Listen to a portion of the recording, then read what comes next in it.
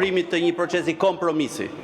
Ju kujtojmë se me shkresë zyrtare, Partia Demokratike ka kërkuar vendosjen një procesi kompromisi pak kohë më parë.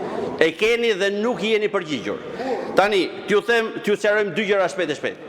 Rregulloria në pikën në 111 e përcakton fare qartë. Nuk janë kandidatët që vetë kandidohen, janë deputetët që propozojnë kandidatura. Propozojnë. Pasi ka marrë mbështetjen kandidati, mbështetja në vetvete nuk mjafton, në qoftë se nuk ka dhe një propozim. Pra propozimi është akti një grupi deputetësh. Rregulloria ja jep të drejtën deputetit që të tërhiqet nga projekt ligji, nga projekt vendimi, nga projekt rezolutat dhe nga kandidaturat në çdo moment. Për analogji ju citoj në 72. Nismëtari i projekt ligjit ose projekt vendimit, që mund të jetë dhe një deputet i vetëm, mund ta tërheqë projektin e tij deri në çastin kur ai nuk është votuar në parim në seancë plenare.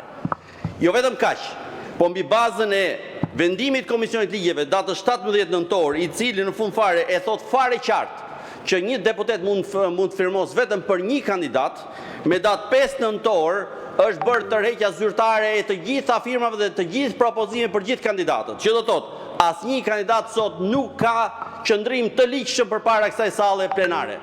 Çfarë do thotë kjo? Do thotë që në përputhje me 119, kjo tërheqje është bërë përpara vlerësimit përfundimtar që parashikon neni 111 i rregullores për kandidatët nëse i kanë firmat apo jo. Kur me datë 9 dhjetor, pra 2 ditë më përpara, Komisioni i Ligjeve ka shqyrtuar kandidatët, në atë moment nuk ka patur më asnjë kandidaturë të ligjshme. Të gjithë kanë qenë me propozim të tërhequr, me firma të tërhequra. Në rastin konkret, Endri Shabanit i është bërë qartë ditën që ka marrë firmën, që në rast se ai do të shkojë përpara duke përdorur firmat të opozitës, por votat vetëm të mazhorancës, atij do t'i tërhiqet mbështetja. Kështu që qëndron ajo kërkesë që kemi bërë. Rikthehem tek procesi. Ju paralajmëroj gjithashtu diçka. Bashkimi Evropian nuk e mbështet nxitimin tuaj në këtë moment. Nuk mbështet as kandidaturë politike. E përjedhoj, janë të gatshëm të presin më shumë kohë, ju lutem kohën deri edhe pak sa ta mbaroj. Janë të gatshëm të presin kohë derisa ky parlament të mbledh firma në mënyrë konsensuale, një proces konsensual me një avokat populli i cili i qëndron në mënyrë të denjë atij funksioni.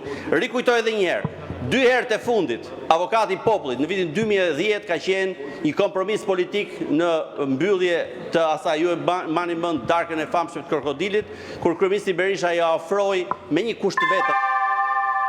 Ta përfundoj. Me një kusht vetëm, mos jetë persekutor politik, po t'jetë dikush, kush do tjetër. E përzgjodhet në selinë e Partisë Socialiste avokati i popullit Totozani. Në vitin 2017 ka qenë sërish marrëveshje politike që ta kishte opozita.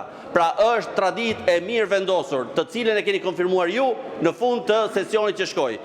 Unë ju ftoj edhe një herë të rikthehemi këtij procesi, në këtë përndryshe, avokati i popullit do të jetë me një cen thelbësor, kushtetues, i zgjedhur pa propozim zyrtar nga deputetët.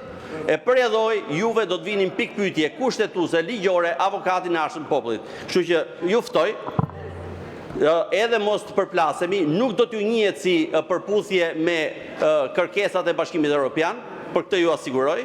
Kështu që më mirë të bëjmë një proces, të gjejmë rrugën, ne të mblidhemi, të vendosim firmat mbi kandidatët dhe më pas fillojmë procesin e votimit. Faleminderit.